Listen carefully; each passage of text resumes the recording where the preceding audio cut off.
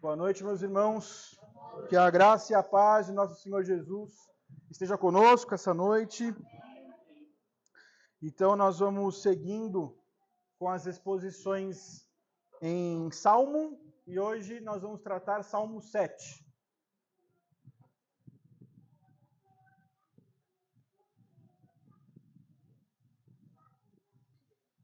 Salmo 7.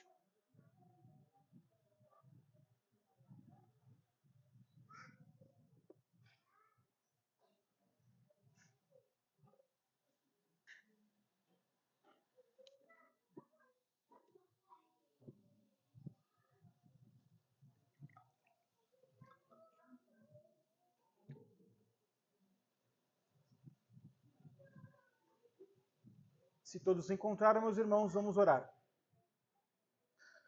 Ó Senhor, nosso Deus e Pai, nós te louvamos, nós te glorificamos, nós te rendemos graças por Jesus Cristo, o Cordeiro Pascal, o qual nós vimos hoje pela manhã, que nos tira do pecado, que nos liberta da escravidão, do pecado. E, Senhor, nós te rogamos que essa noite o Senhor, mais uma vez, venha ao nosso encontro e, através da sua palavra, o Senhor possa falar aos nossos corações, que o Senhor possa admoestar, que o Senhor possa consolar, que o Senhor possa trazer segurança, que o Senhor possa nos ensinar, nos disciplinar, nos corrigir. Ó Senhor Deus, nos ajuda, Senhor, nessa noite.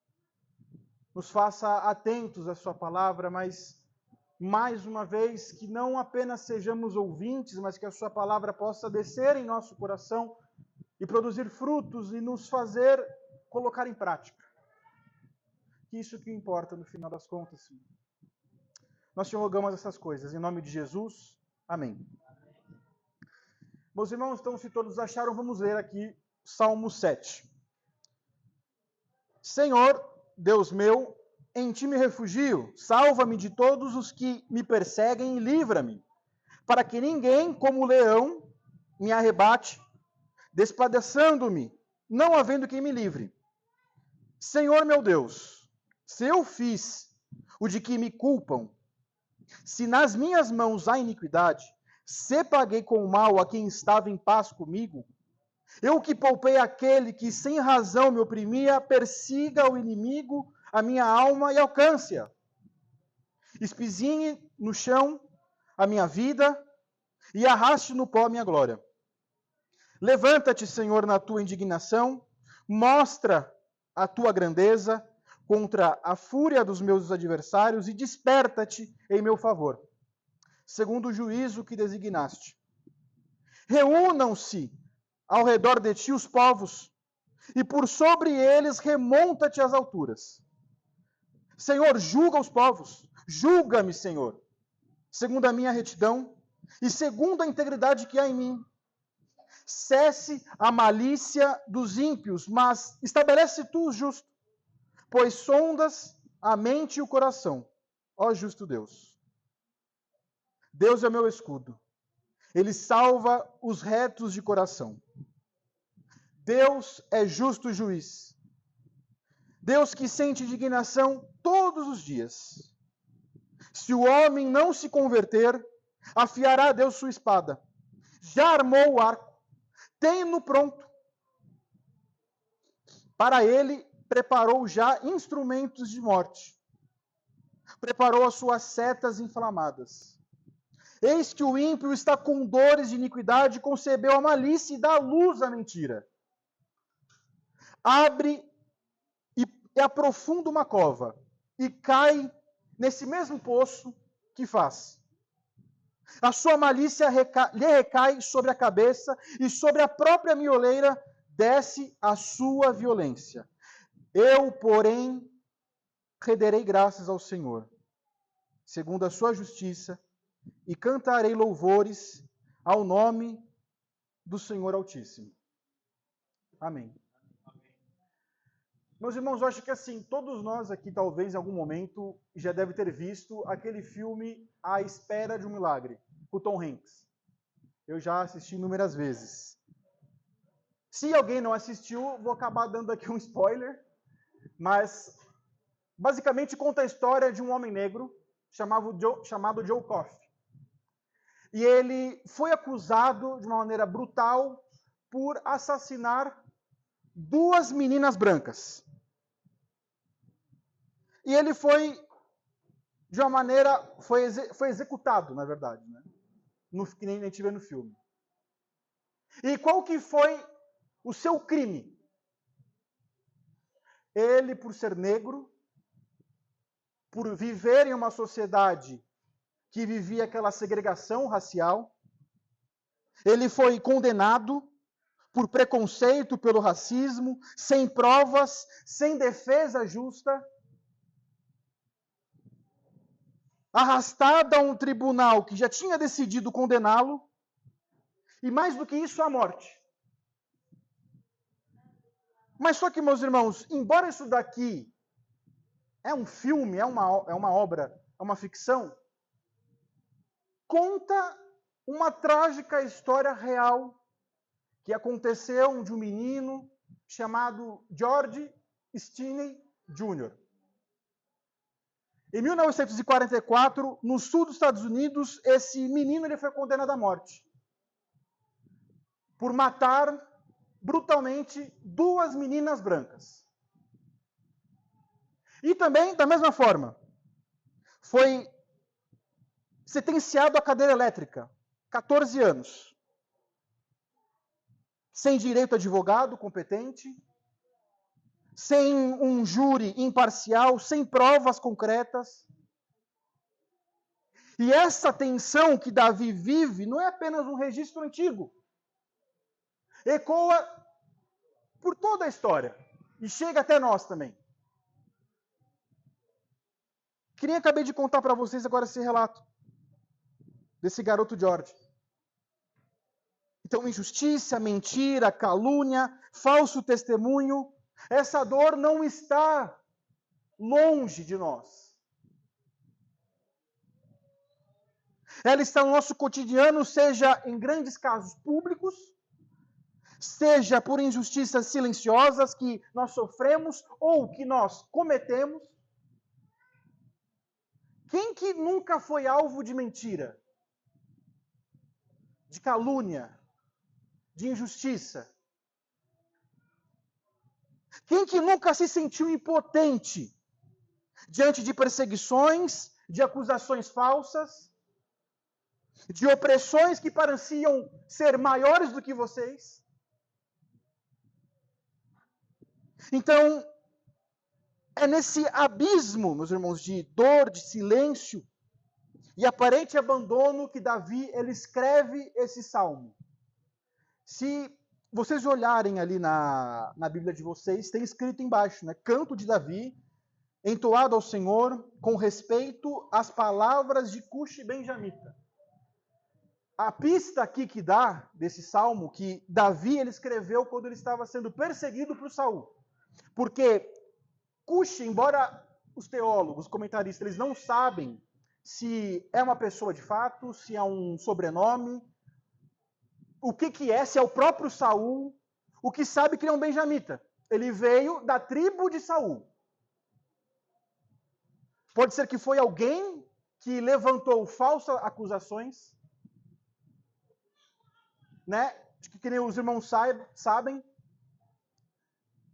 O que a multidão cantava, né? Falava, Saul matou milhares, Davi matou 10 milhares. Então pode ser que teve alguém que chegou até Saul e falou, olha, tá vendo aquele ali? Olha como as pessoas das ruas de Jerusalém estão falando dele.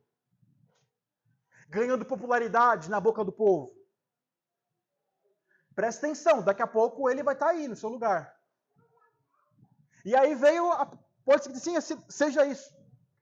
E aí veio toda a perseguição.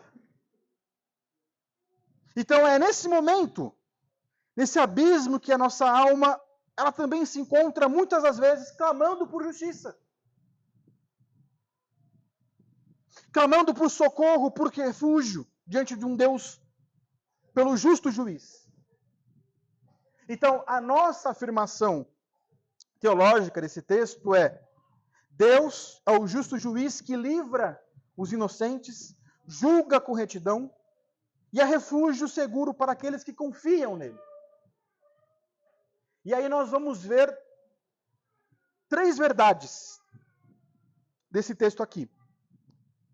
E antes de falar essas 3 verdades, o título do sermão é Encontrando Esperança na Justiça de Deus.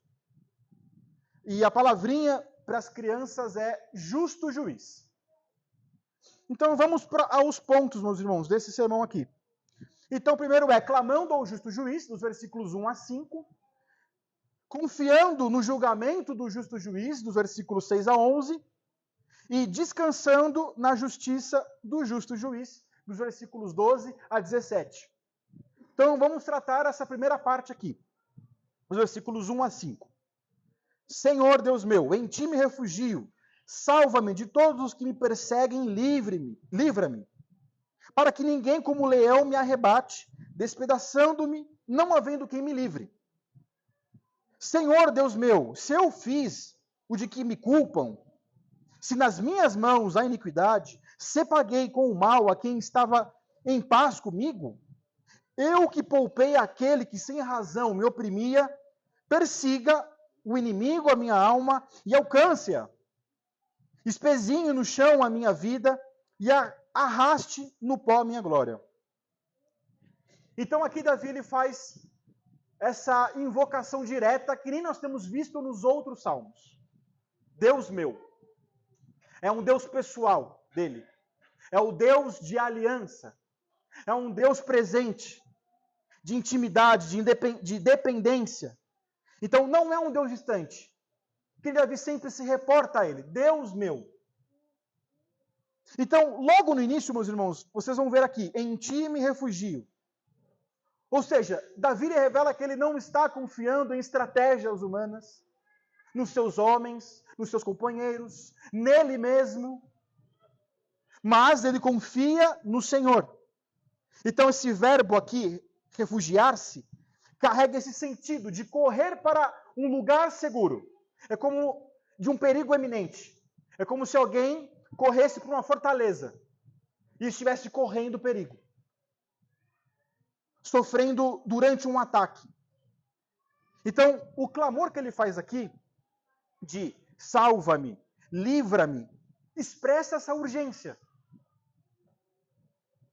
Então, Davi ele entende que se Deus ele não vier com alguma, não intervir na situação, não tem ninguém que possa ajudá-lo.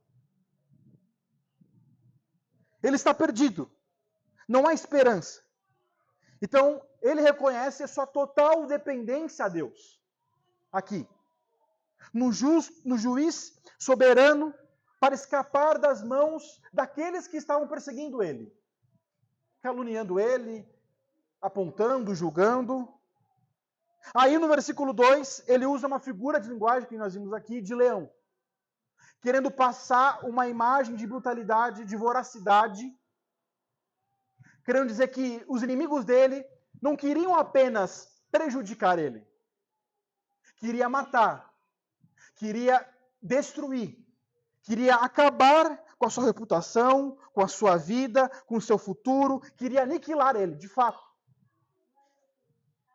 Então Davi, ele se vê como essa presa vulnerável. Embora ele era muito bom de guerra. Então, enquanto seus inimigos, eles são vistos como essas feras famintas, prontas para poder atacar ele. É isso que ele está comunicando aqui. Então, se Deus não intervir, é uma questão de vida ou morte para ele. Então, a ausência de socorro humano, ele deixa evidente aqui no texto, que a gente pode ler, não havendo quem me livre. Ou seja, isso exalta ainda mais a função do Deus como o único suficiente refúgio para ele. O libertador para ele. Aqui nos versículos 3 a 5, meus irmãos, Davi, ele pede esse livramento a Deus, mas só que ele se submete ao tribunal dele também. a esse tribunal divino. E ele clama, e ele fala, se. O que a gente pode ver aqui no texto? Se. Como se ele quisesse dizer, Senhor, se eu fiz, se há iniquidade em minhas mãos, então que a justiça seja feita, mesmo que isso signifique a minha destruição. Então isso demonstra, meus irmãos, essa profunda reverência e respeito à justiça divina, à justiça de Deus. Então, meus irmãos, observem essas condicionais. Se eu fiz, se há, se paguei. O que ele está fazendo aqui é um autoexame honesto. Se colocando à prova. Se há iniquidade em minhas mãos, eu aceito até mesmo a sua justiça. Ele não se esconde, meus irmãos. Ele está, um livro aberto perante Deus. Sem máscaras. Muito pelo contrário, ele se prontifica a aceitar essa condenação se houver culpa nele. Então, essa expressão aqui, meus irmãos, se eu paguei com o mal a quem tinha paz comigo, revela que essas acusações eram de origem de calúnia, de mentira, de traição, de falsidade, de maldade, especialmente contra aqueles com quem ele deveria estar em paz, em aliança. Então, Davi, contudo, ele se defende dizendo,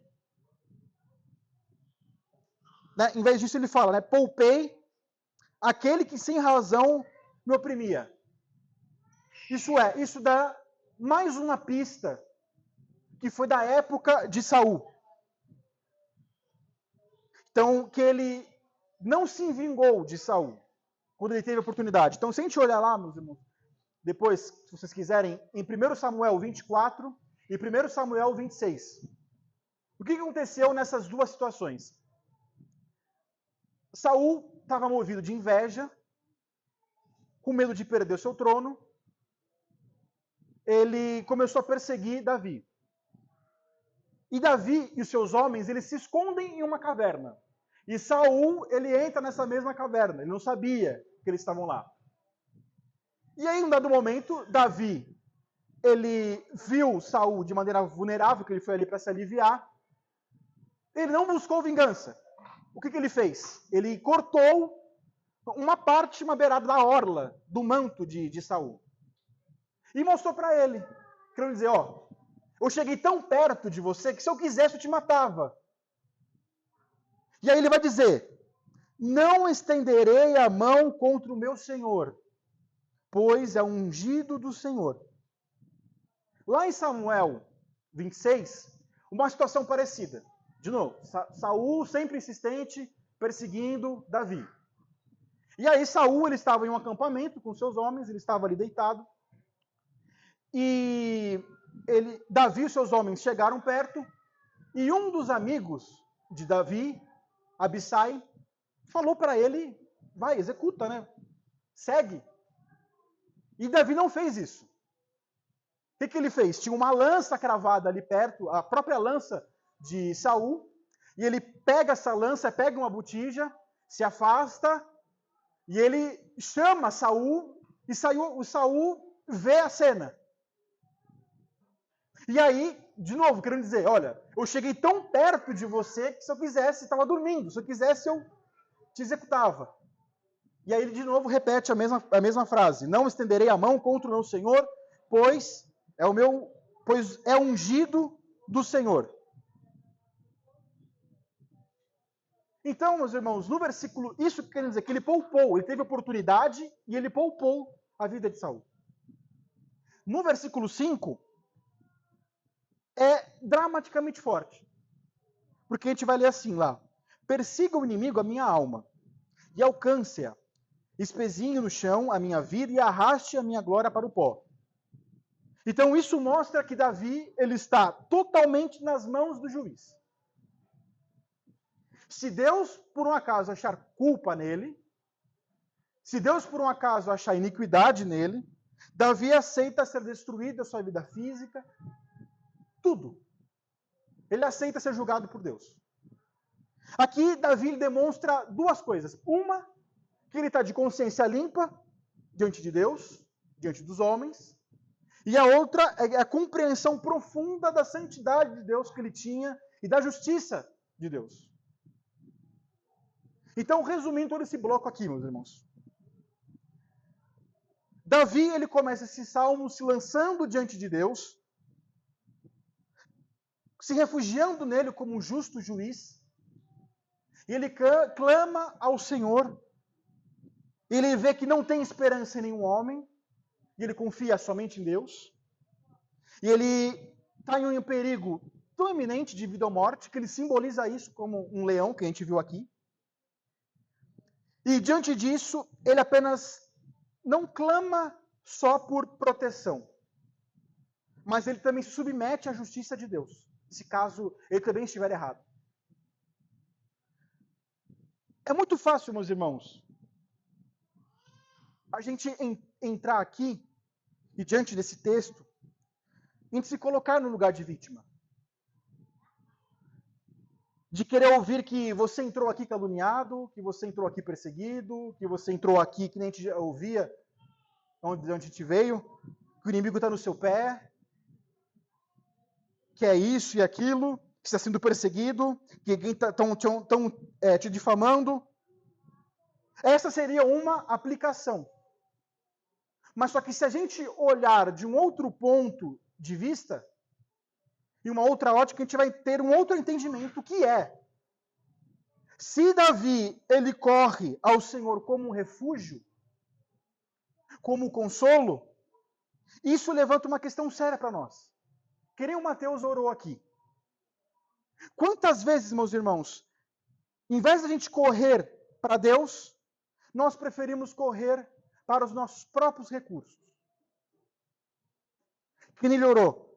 Quantas vezes nós confiamos mais nos métodos?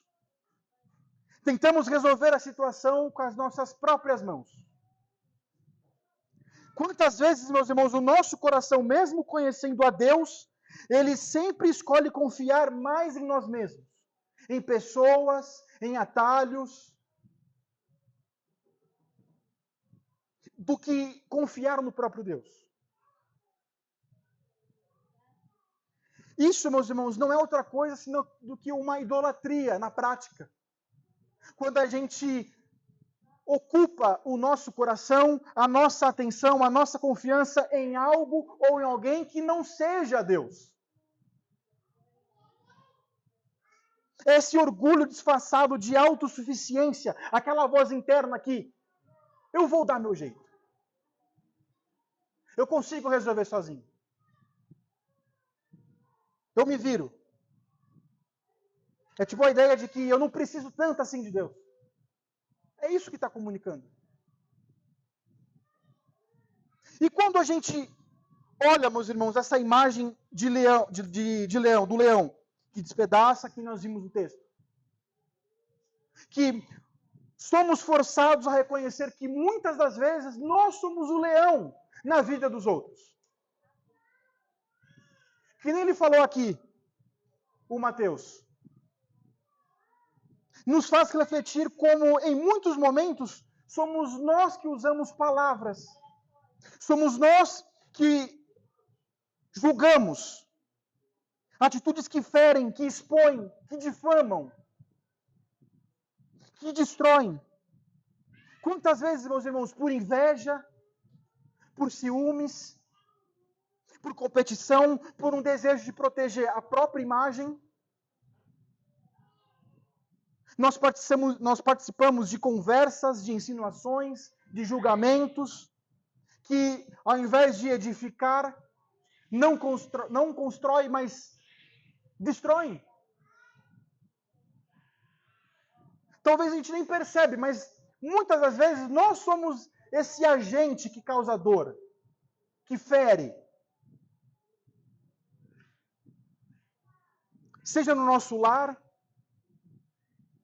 na igreja, no trabalho.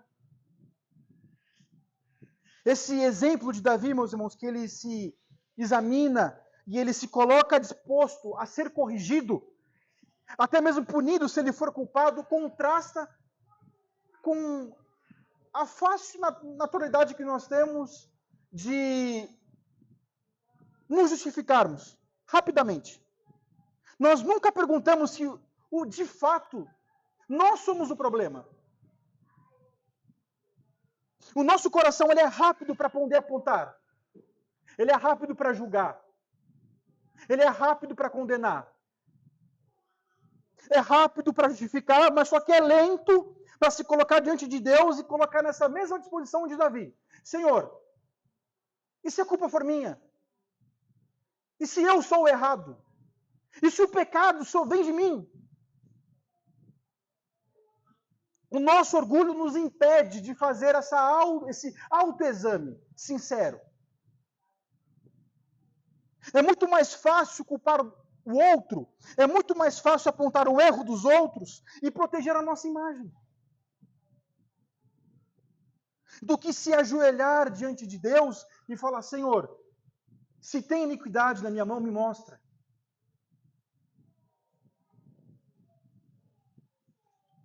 E o que dizer, meus irmãos, quando nós lutamos para proteger a nossa honra? A nossa imagem, o nosso nome. Quantas vezes, meus irmãos, a gente não teme? Nós não tememos o pecado, mas a gente teme mais do que o outro vai pensar da gente. Então, esse nosso desejo, meus irmãos, de preservar a nossa própria honra, o nosso próprio nome, frequentemente se torna o nosso ídolo. Nós valorizamos mais a nossa imagem do que a verdade, e muitas das vezes, meus irmãos, nós lutamos para parecer justo para os homens. Ainda que isso custe distorções.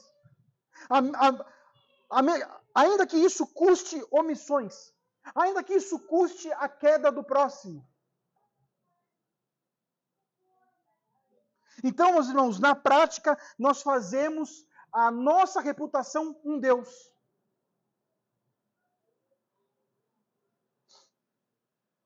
Temendo mais perder a aceitação dos homens do que entristecer o Deus ofendido. Mas só que, meus irmãos, esse justo juiz, ele também é um pai de misericórdia. É um pai de bondade. Ele não revela a nossa culpa para poder esmagar a gente, mas para nos conduzir ao arrependimento, a uma comunhão perfeita com Ele. Então, a cruz nos lembra que há perdão, que há graça a quem se rende, a quem se arrepende, a quem confessa, a quem abandona o pecado. Então, o caminho da vida, meus irmãos, é essa humilhação diante de Deus. Essa confissão sincera, viver uma vida transformada diariamente sob a graça do nosso Senhor Jesus Cristo. É o Deus que tudo vê e Ele não rejeita o coração daquele que é quebrantado. O clamor do arrependido, que nós vimos na última exposição.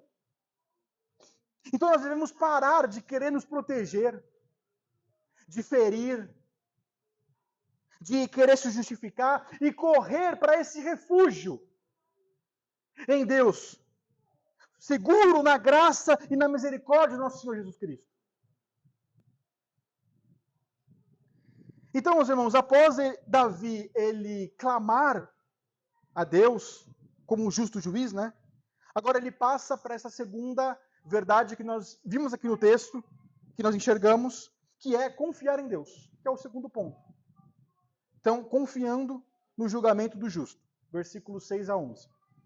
Levanta-te, Senhor, na tua indignação. Mostra a tua grandeza contra a fúria dos meus adversários. E desperta-te em meu favor, segundo o juízo que designaste. Reúnam-se ao redor de ti os povos, e por sobre eles remonta-te às alturas. O Senhor julga os povos, julga-me, Senhor, segundo a minha retidão e segundo a integridade que há em mim. Cesse a malícia dos ímpios, mas estabelece tu o justo, pois sondas a mente e o coração, ó justo Deus. Deus é o meu escudo, ele salva os retos de coração. Deus é justo juiz, Deus que sente indignação todos os dias.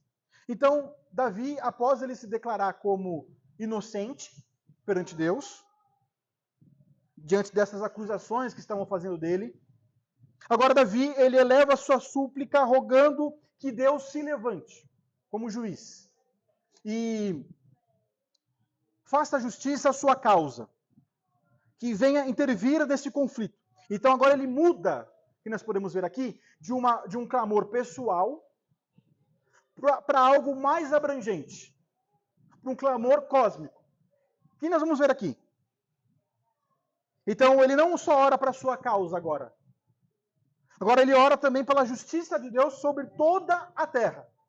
E aí, meus irmãos, aqui no versículos 6, ele expressa esse clamor, dizendo, né? Levanta-te, Senhor, na tua indignação.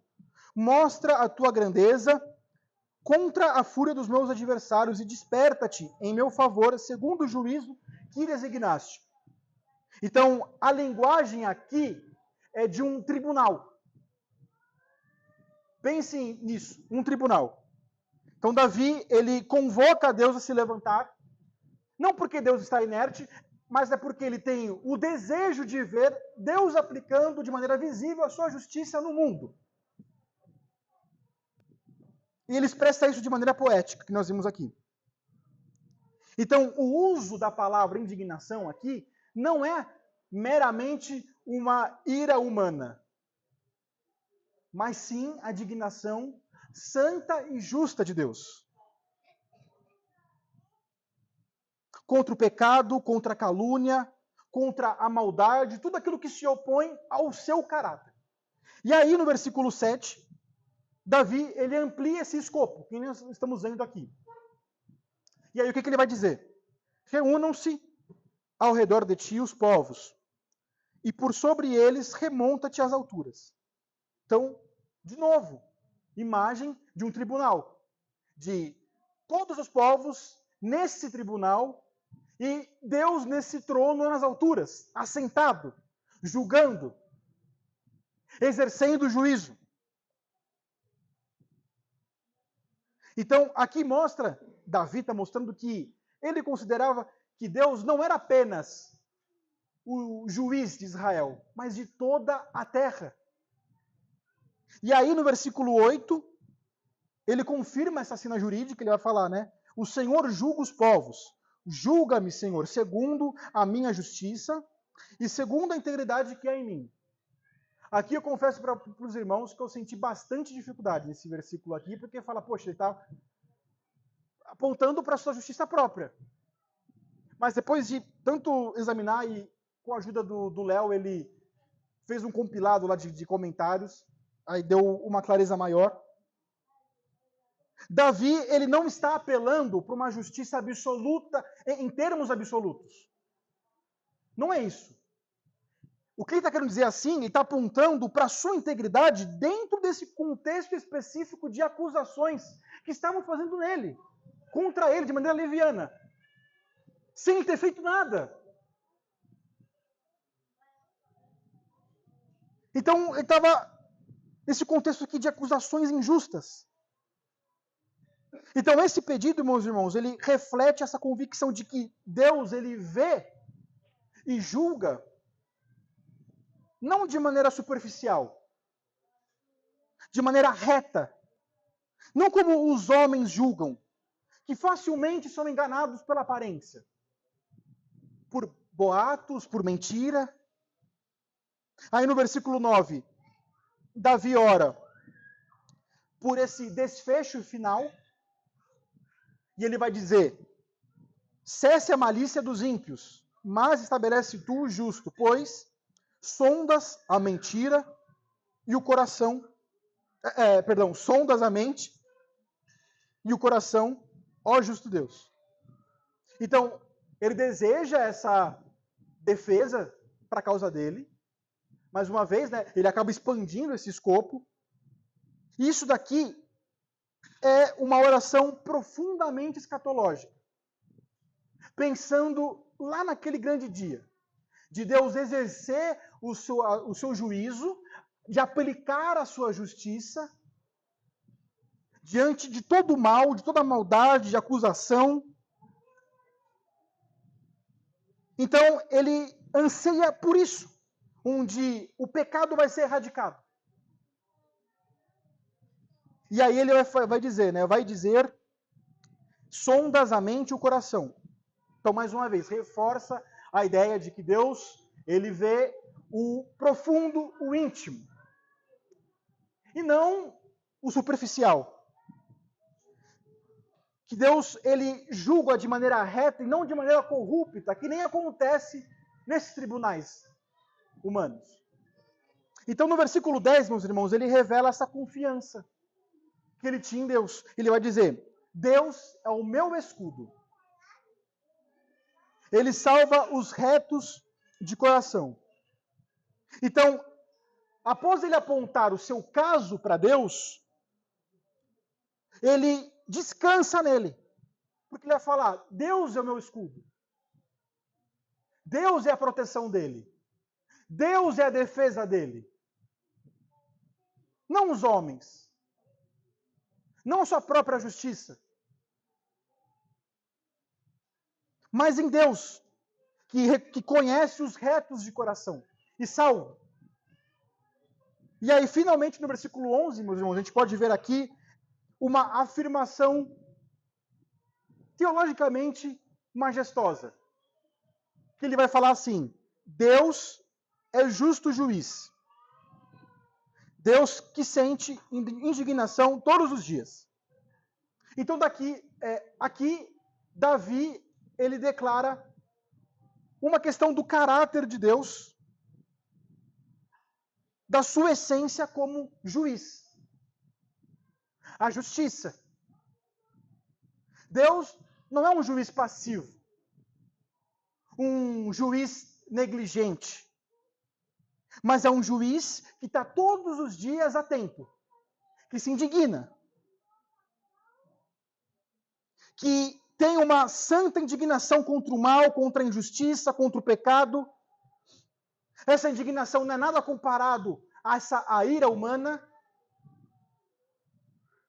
a indignação humana, que é cheia de falhas, de descontrole, mas é uma resposta do Deus Santo que se opõe a tudo aquilo que é contra a sua essência, ao pecado.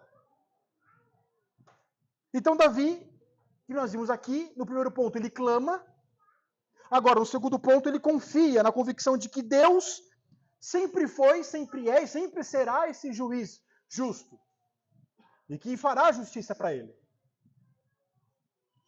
Que não se cala diante da opressão, de falsas acusações, de perseguições, de mentiras. Então, esse texto aqui, ele nos coloca diante de uma realidade desconfortável e algo inegável. Deus é juiz. Um juiz justo. Deus é justiça. Então, isso, meus irmãos, por si só, já destrói as maiores ilusões do nosso coração de autossuficiência. De que nós estamos livres para poder estabelecer os nossos padrões do certo e do errado.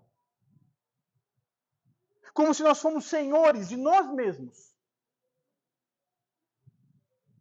Mas nós não somos. Existe um tribunal acima de todos os tribunais. Existe um trono acima de todos os tronos, e esse trono não está vazio. Nada está acima do tribunal de Deus. Nem o STF, nem governos monárquicos que ainda existe até hoje, que tem um rei lá, tem um imperador, que tem um príncipe lá.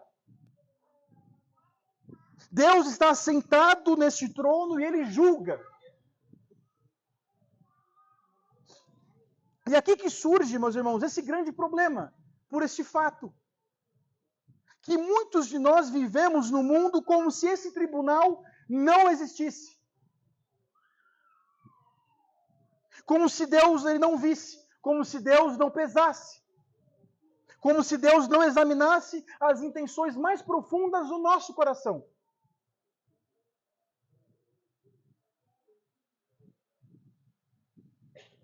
A gente é muito rápido em criar uma fachada de religiosidade, de ter um discurso piedoso. Mas só que nós ignoramos que Deus não julga pela superfície, mas o íntimo.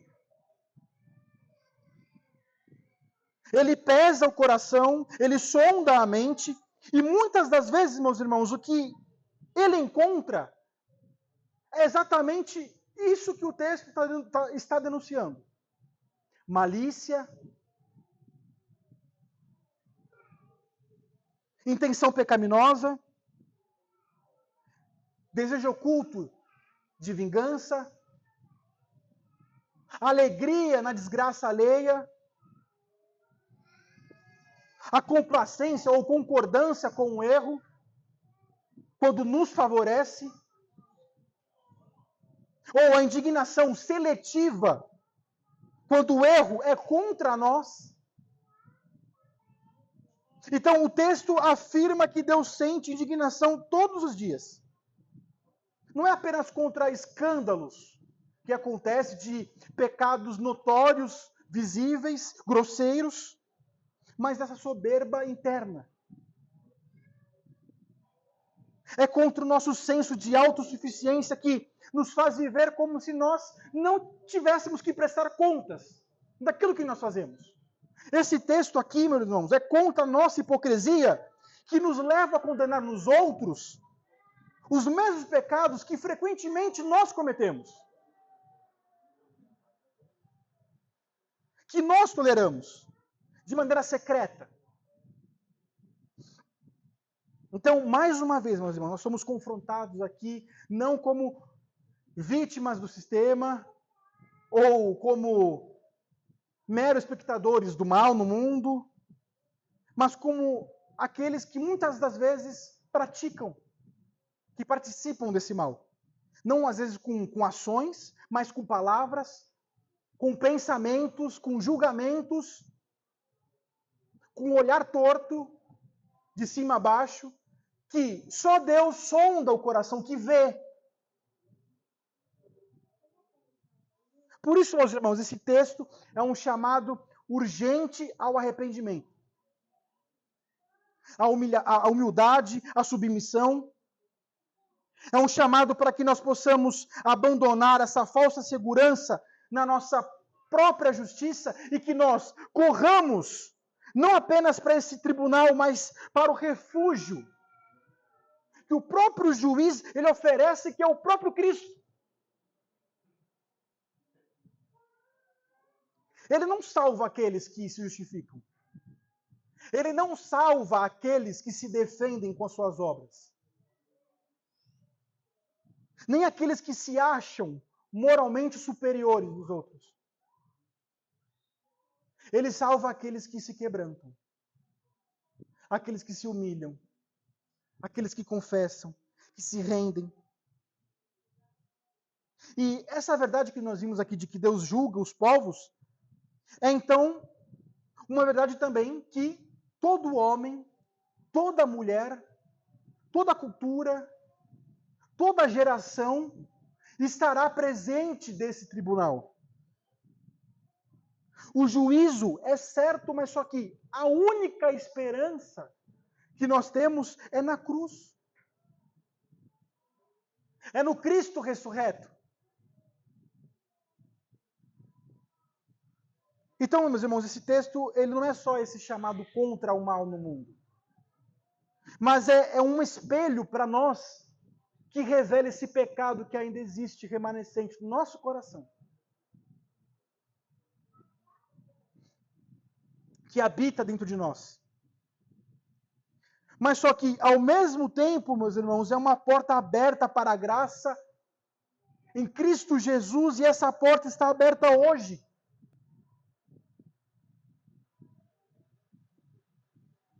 O justo juiz também é salvador. Mas só que um dia, essa porta vai ser fechada. Enquanto hoje ele está estendendo a sua mão para a salvação, chegará o dia que ele vai estender o seu cetro para a condenação. E aí não vai ter mais nada. Não vai ter segunda chance. Só vai ter a imagem do trono, do tribunal e do juízo. Então Davi, meus irmãos, ele clama, ele confia. E agora a gente entra para o terceiro ponto que nós enxergamos aqui no texto, essa verdade, que nós vamos explorar mais, que é descansar no Senhor. Descansando na justiça do justo juiz. Aí nós vamos tratar dos versículos 12 a 17. Se o homem não se converter, afiará Deus a sua espada. Já armou o arco, tem-no pronto. Para ele preparou já instrumentos de morte. Preparou suas setas inflamadas. Eis que o ímpio está com dores de iniquidade, concebeu a malícia e dá à luz a mentira. Abre e aprofunda uma cova, e cai nesse mesmo poço que faz. A sua malícia lhe recai sobre a cabeça, e sobre a própria mioleira desce a sua violência. Eu, porém, renderei graças ao Senhor, segundo a sua justiça, e cantarei louvores ao nome do Senhor Altíssimo. Ao entrarmos, irmãos, então, nessa parte final aqui do Salmo, Davi, ele eleva o seu olhar, não para além da sua própria situação, ele contempla o caráter de Deus, né, de ser o justo juiz, e nesse governo moral do universo. E aí ele descansa. Então, no versículo 12, ele começa com essa advertência. Se o homem não se converter, afiará Deus a sua espada. Já armou o arco, tem-no pronto. Aqui é a paciência de Deus. Que ele concede tempo para que o ímpio possa se arrepender. Mas só que chegará um tempo que nós vimos que esse tempo vai acabar.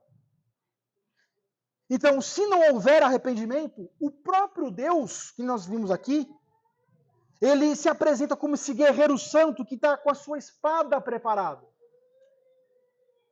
Está com o arco pronto. O Deus que é justo juiz, ele não é indiferente com o mal. Ele está atento, ele está preparado, e ele está pronto para executar juízo. E aí nos versículos 13 a 14, essa imagem se intensifica ainda mais. Ele vai dizer, para ele preparou já instrumentos de morte.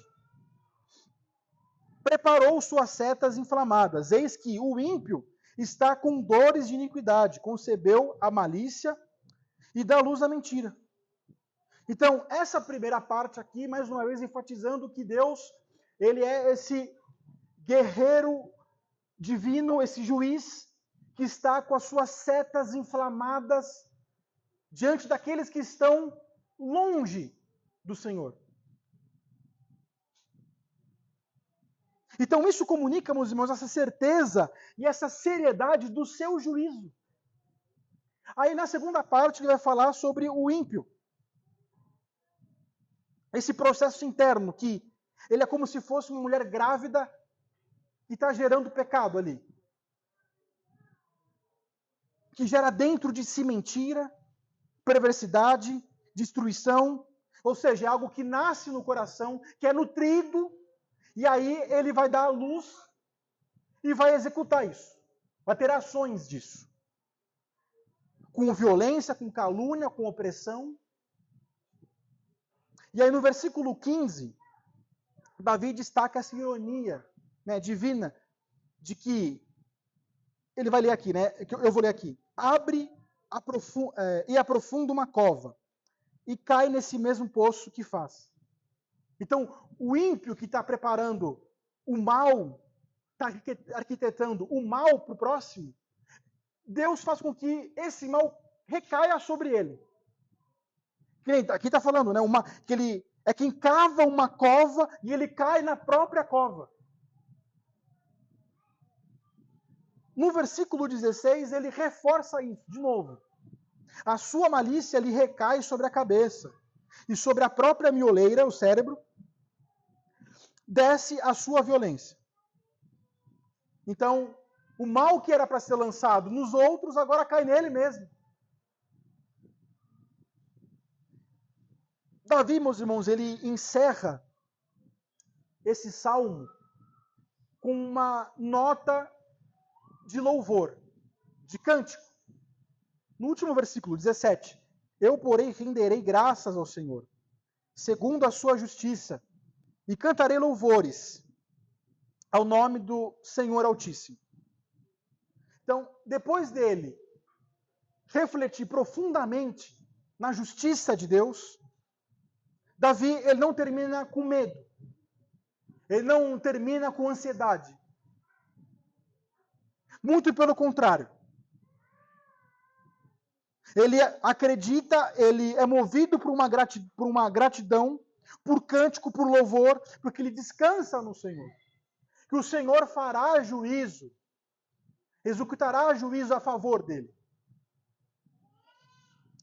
Então, meus irmãos, Davi, que nós vimos aqui, ele descansa nesse Deus.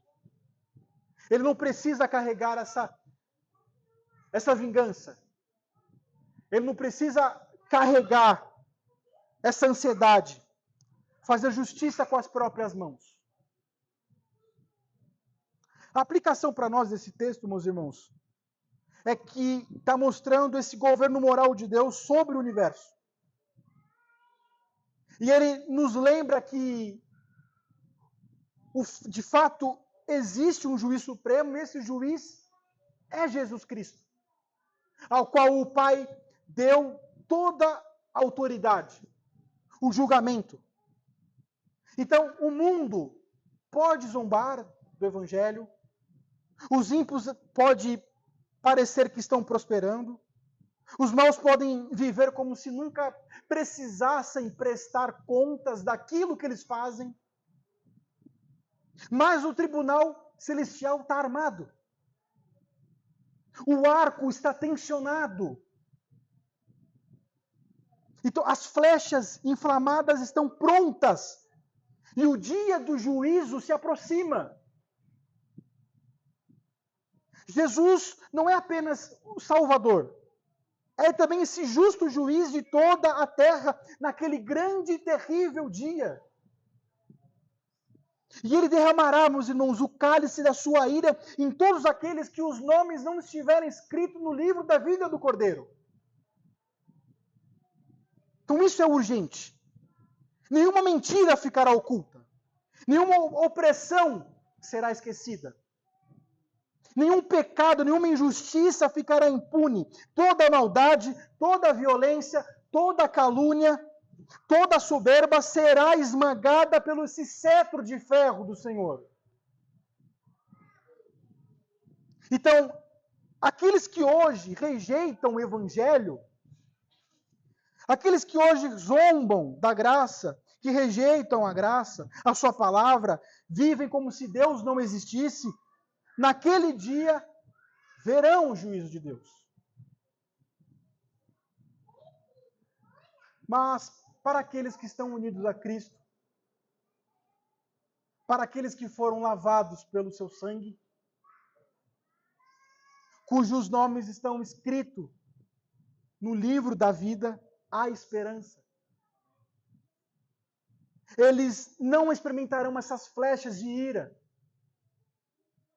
Não serão esmagados pela ira de Deus. Muito pelo contrário, ouvirão as palavras mais doces que um ouvido humano pode ouvir. Vinde a mim, vinde benditos de meu Pai, entrai na posse do reino que vos está preparado desde a fundação do mundo. Esses entrarão, meus irmãos, para esse gozo eterno, para uma vida sem fim no Senhor. Um descanso perfeito na presença daquele que um dia foi o seu Salvador e que hoje é o seu Rei e Juiz. Não para condenação, mas para recompensa. Para alegria, para uma comunhão infindável com Ele. Então, meus irmãos, diante dessa realidade, o texto chama a duas respostas urgentes. Se há pecado, não confesso. Se há incredulidade, se há resistência ao senhorio de Cristo, a porta da graça ainda está aberta. Que nem eu falei, o juiz ainda está estendendo a sua mão com paciência para salvar. Mas no dia do juízo não haverá misericórdia, apenas justiça.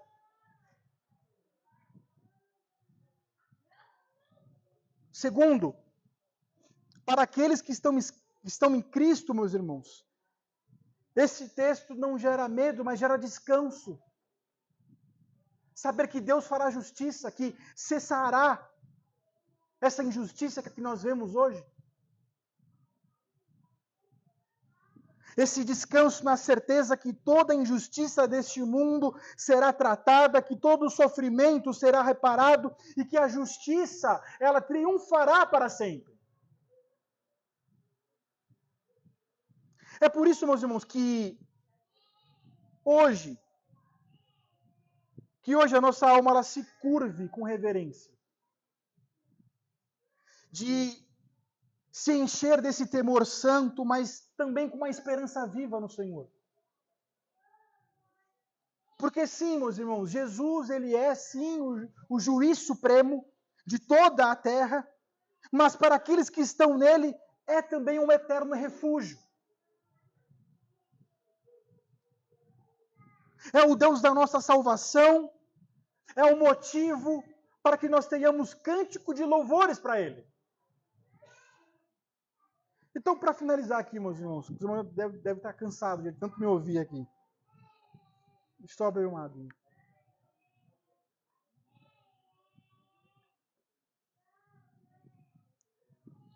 Nós olhamos esse salmo e nós vimos essas três verdades solenes que Davi ele clama, Davi ele confia, ele descansa no justo juiz, que está certo, que Deus livra, que Deus julga com retidão e é refúgio para aqueles que confiam nele.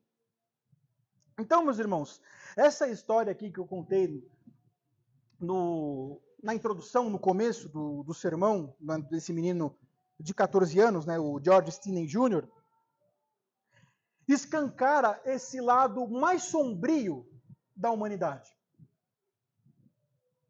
Porque imagina, um garoto de 14 anos foi condenado à morte por algo que não cometeu.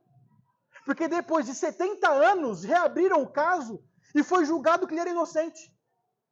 Mas já era tarde, já tinha morrido. Tanto é que na cadeira elétrica não cabia para ele, porque era feita para adulto. Tiveram que colocar livros, e um dos livros era a própria Bíblia que colocaram ali para ele sentar. Para ele poder caber naquele capacetinho. O seu julgamento durou apenas 10 minutos.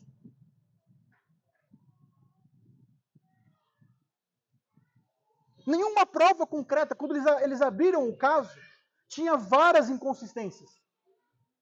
Nenhuma prova concreta, nenhuma defesa efetiva. Era um tribunal cego pela cor da pele dele, só porque ele era negro, por um ódio disfarçado por justiça, pelo preconceito. Era esse contexto que esse menino vivia, de segregação racial.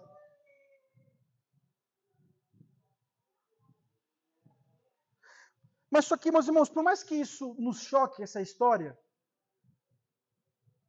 cause indignação, revolta, a verdade mais profunda, meus irmãos, e mais desconfortável e mais dramática é que a maior injustiça da história da humanidade não foi essa. Houve, meus irmãos, um homem que nunca pecou, que nunca mentiu, que nunca feriu, que nunca explorou, que nunca foi injusto, pelo contrário, ele amou, ele abraçou, ele ensinou, ele abraçou os rejeitados, ele tocou naqueles que eram intocáveis pela sociedade, ele confrontou a hipocrisia, aqueles líderes impiedosos, desafiou o sistema corrompido da sua época, e por ele ser o Deus homem, que perdoava pecados, que salvava, ele se tornou alvo desses poderosos da época.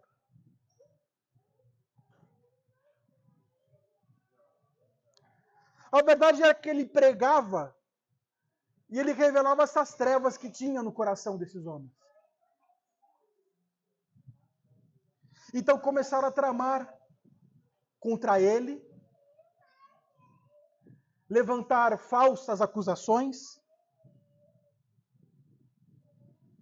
falsos testemunhos, acusações sem fundamento nenhum, um julgamento marcado pela ilegalidade, pela pressa,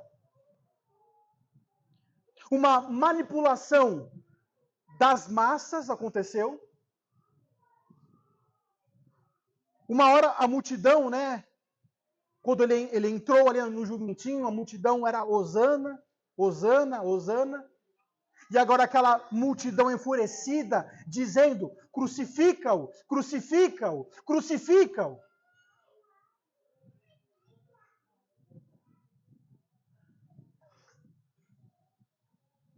E assim, meus irmãos, aquele que era absolutamente inocente, ele foi condenado à morte, como um dos piores criminosos. Decidiram libertar um criminoso de fato e condenar ele.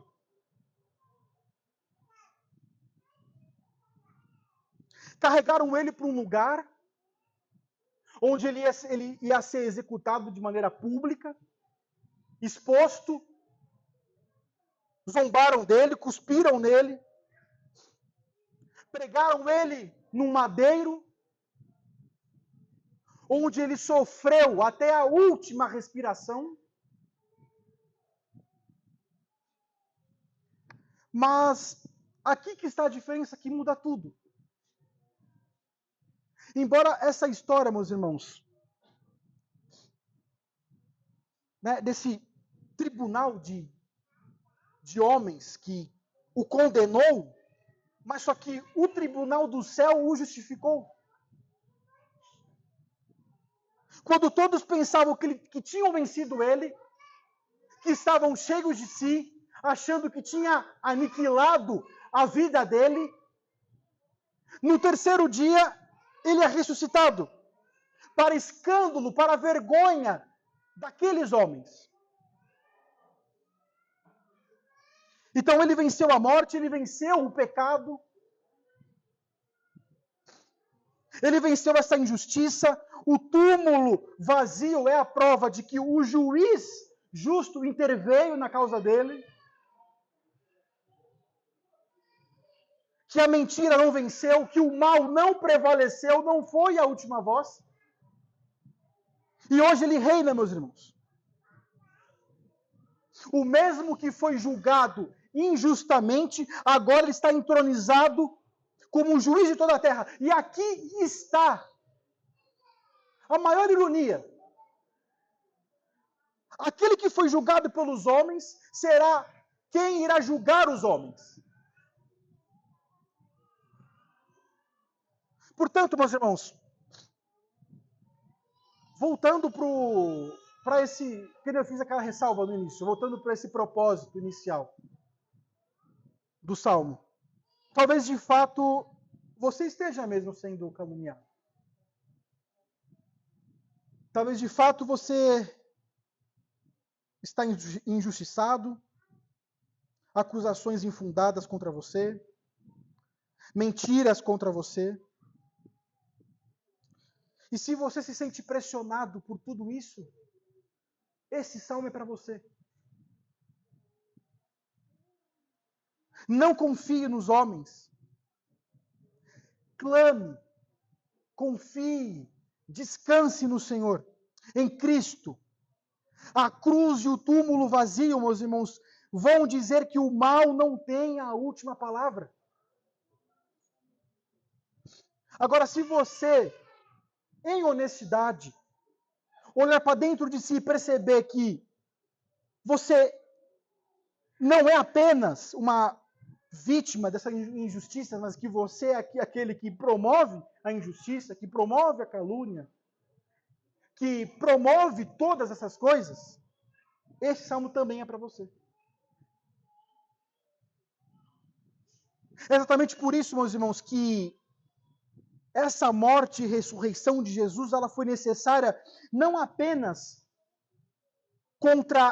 por causa de um tribunal corrupto, mas por causa dos nossos próprios pecados e para nossa própria justificação. O que fizeram, meus irmãos, com aquele garoto de 14 anos foi terrível. Mas o que fizeram com Cristo foi infinitamente pior. A diferença é que aqui é que a morte não pôde segurá-lo. Então, se refugie em Cristo. Descanse nele. Que o Senhor nos abençoe.